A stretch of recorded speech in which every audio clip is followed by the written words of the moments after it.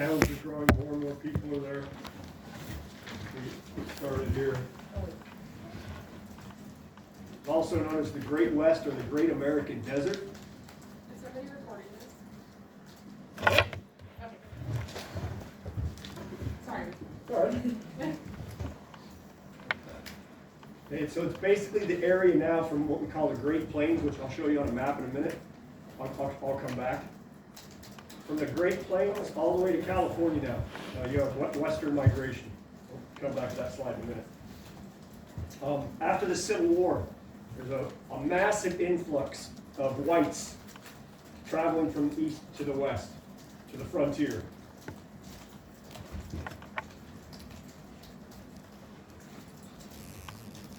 Obviously, there's a major problem with that.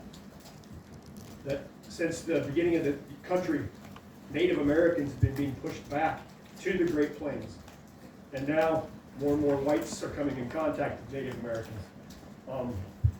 The Apache, the Navajo, the Sioux, we'll talk about some of those tribes in a minute. Basically, by 1890, pretty much there's going to be 4 territories, but everything else will be states.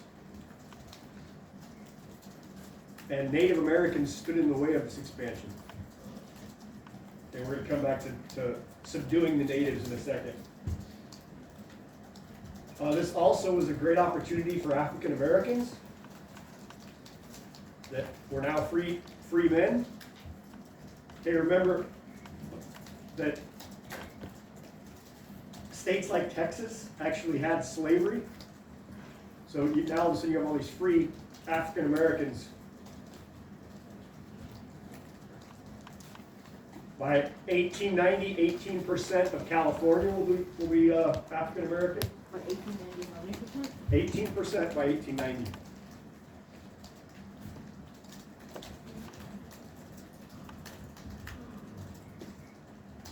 Yeah. 18% was what? African of California was African American. In the north, they were blacks were mainly involved in the fur trade.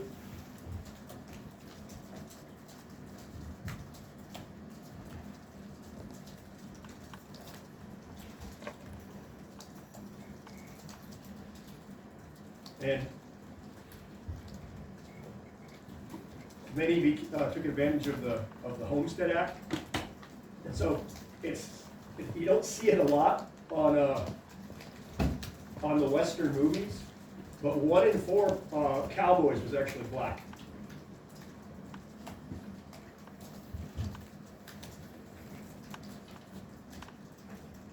Why isn't that shown in movies?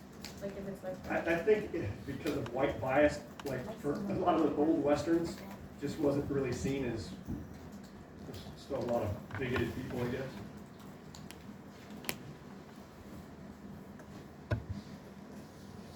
Okay, so what about the situation here with the natives?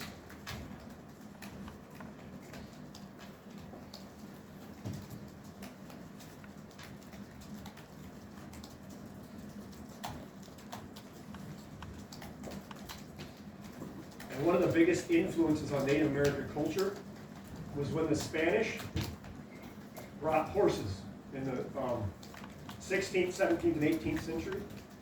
Horses are not native to North America. They come from Europe. They came from Europe.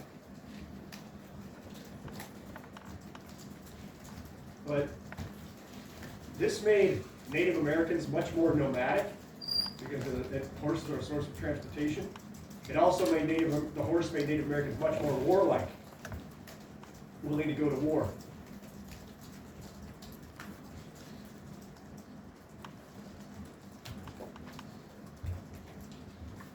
And horses were also a game changer because it made it easier to hunt buffalo, or Great Plains bison.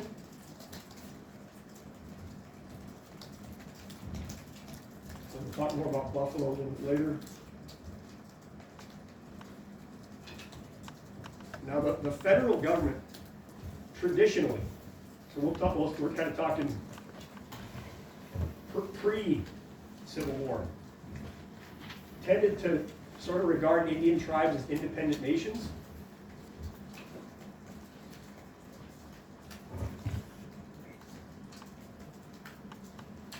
Or they were supposed to be looked after by the state they were residing in. Okay, if your tribe was residing in a state, that you were kind of a ward of that state. So we're talking, this is kind of before the whole reservations thing. That relationship between the federal government and the Native Americans is going to change.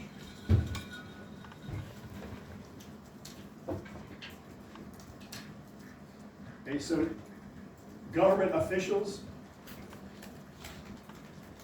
a lot of times the Native tribes were actually victimized by white officials that were incompetent.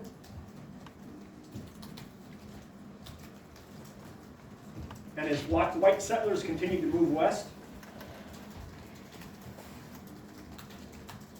there was a lot more pressure to access Native American lands or territory.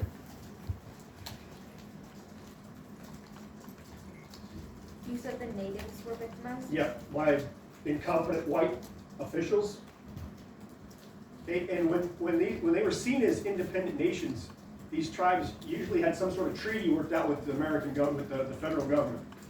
Okay, and as more and more whites pour into those areas, you find it more and more often that the government is frequently ignoring those treaties.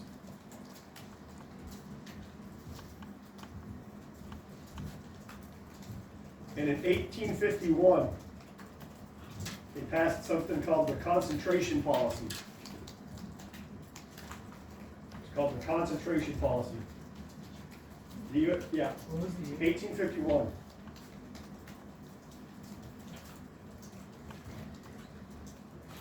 In other words, concentrating them in one area, and those areas usually wasn't real good land. It's what we call inviable areas. So that land's not very good. You guys can go move there. So whites can have the better land. Yeah. Is the constitution policy? It's called concentration policy. Concentrating the natives in certain areas. In 1851, and it's going to start in the 1860s after the Civil War. It's going to intensify as more and more people, more and more whites flood to the west.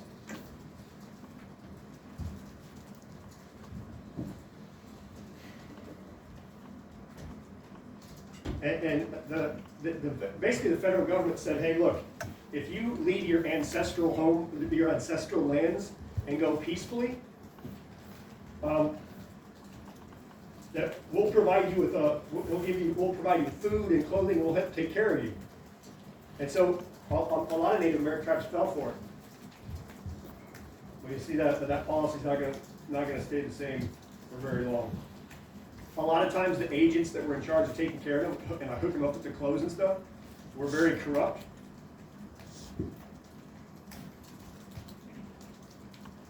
And they usually gave them, stuff that was damaged goods and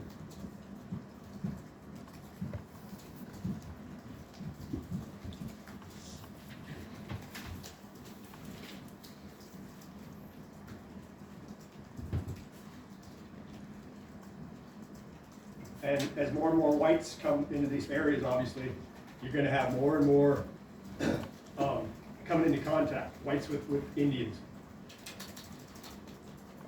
Okay, let's look at some examples of this contact.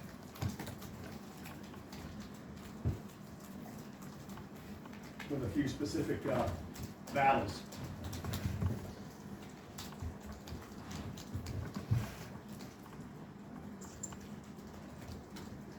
And most, so a lot of times the federal government would have to send troops to deal with natives that weren't cooperating like they were supposed to.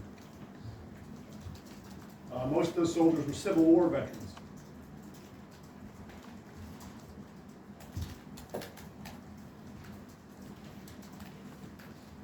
And white soldiers found out real fast that these guys were very skilled warriors.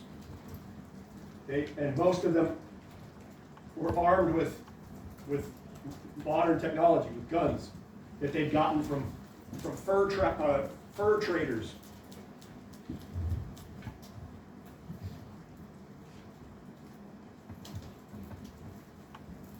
Okay, and one of the events that we're going to discuss real quick is the Sand Creek Massacre. It takes place at Sand Creek is 1864.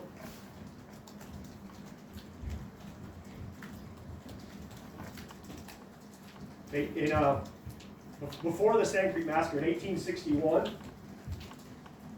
the Cheyenne and the Arapaho. This is in Colorado, by the way.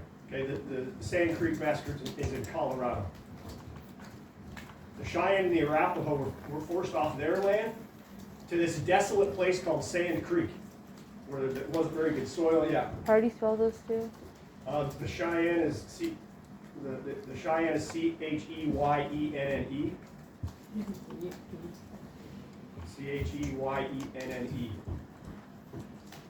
What about the other one? And then the other one is the Arapaho. Arapaho. Arapaho. Arapaho.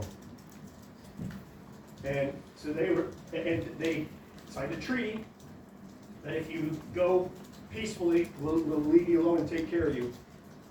And the Colorado militia was led by this guy named Chivington. Chivington. Okay, this guy Chivington leads the militia into Sand Creek.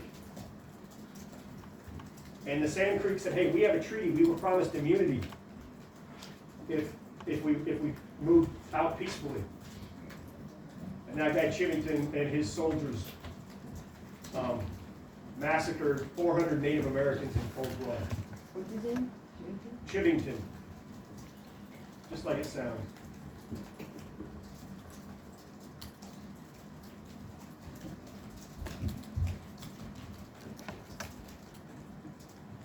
And he was the one who led them there? He led the militia against the Native Americans, and it was over 400 Native Americans were massacred. And they weren't all warriors, it was women and children. And then the Sioux War, 1876 to 1877.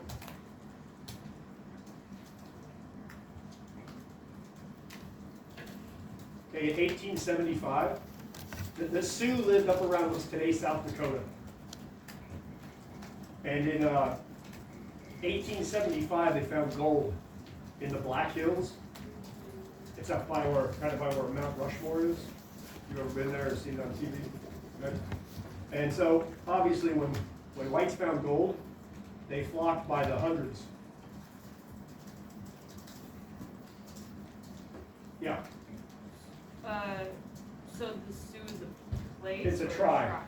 So the tribe found gold? No, so But they found white prospectors found the gold. To Native Americans, they realized gold wasn't that important to them. But to the white man, it was. Okay, so all of a sudden now, and again, the Sioux had a deal with the government that they leave us alone, and now all of a sudden there's gold there, and now they start breaking treaties. So warriors led by a guy named Sitting Bull. Like the word sitting, like sitting down, and then bull, like the animal with horns. Okay, they were Sioux warriors led by Sitting Bull. Took to the warpath because they said that their treaties had been violated. So the federal government sent troops led by a guy named George Custer.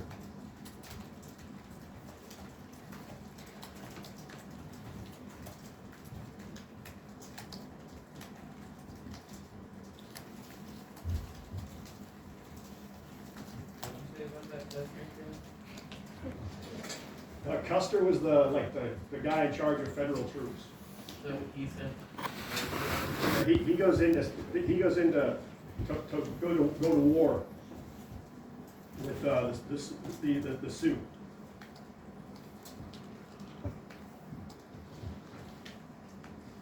And unbeknownst to Custer, he's there with 264 other men. So he's 265. he hears word that there's a tribe of Indians on the warpath, and he doesn't know the numbers. He didn't know that Sitting Bull put 2,500 Sioux warriors with a guy named Crazy Horse in charge. And have you guys heard the story of Custer's last stand? Yeah. Right, they circled the wagons, and all of a sudden 2,500 natives with guns, with rifles, come charging at him, and Custer and all 264 of the men were slaughtered, and they were massacred. There were only about only 150 or so Indians died.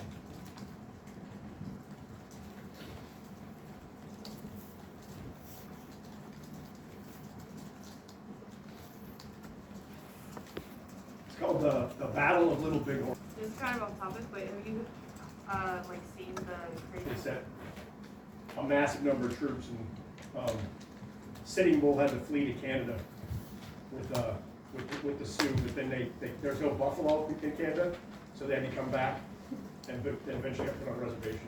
Wait, so I'm confused. So they The third one up there.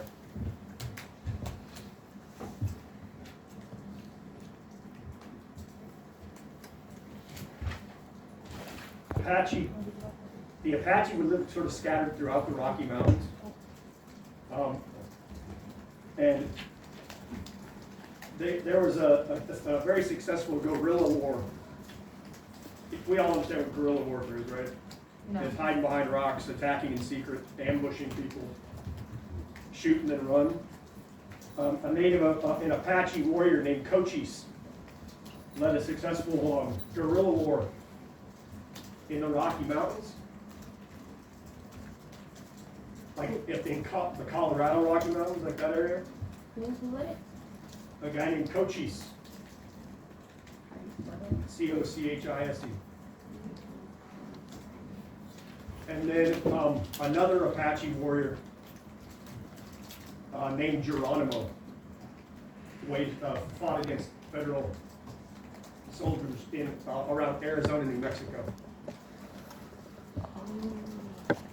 And eventually, yeah, Is that guerrilla warfare too?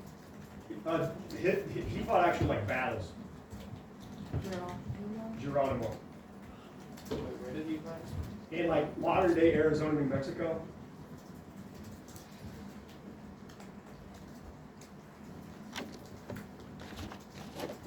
And federal troops chased Geronimo all the way to Mexico. And they finally they finally caught up to him and had to surrender. And the Apache were moved to modern day Oklahoma,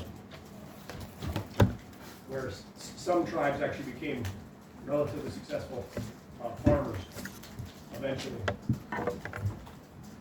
And I didn't have I forgot to put it in there as number 4, but I would have it's called the Battle of Wounded Knee in 1890. What is it? The Battle of Wounded Knee. What was the date? Wounded. 1890. Wounded. It's significant because it's the last major clash between U.S. troops and Indians.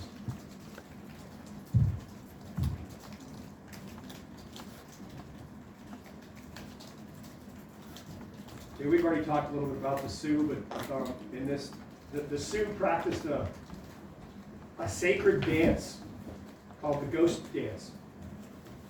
And eventually, we're going to talk about it in a minute, but they're trying to make them assimilate, and the federal government sends troops to make them stop doing the ghost dance.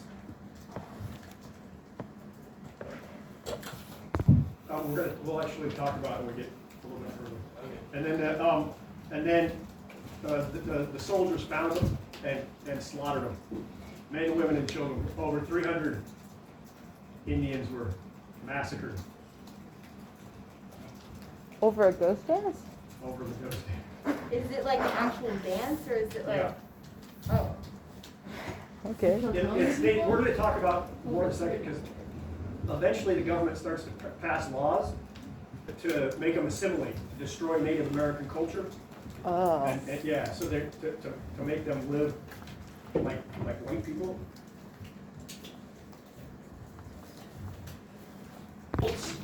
of the Indian Wars.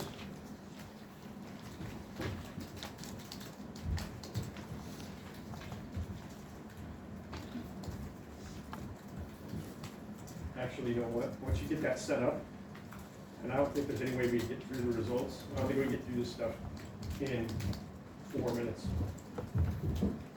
So do I just write, do we stop at C then, or do we write D as I would well? just stop at C, because we're gonna talk about some of the long-term impacts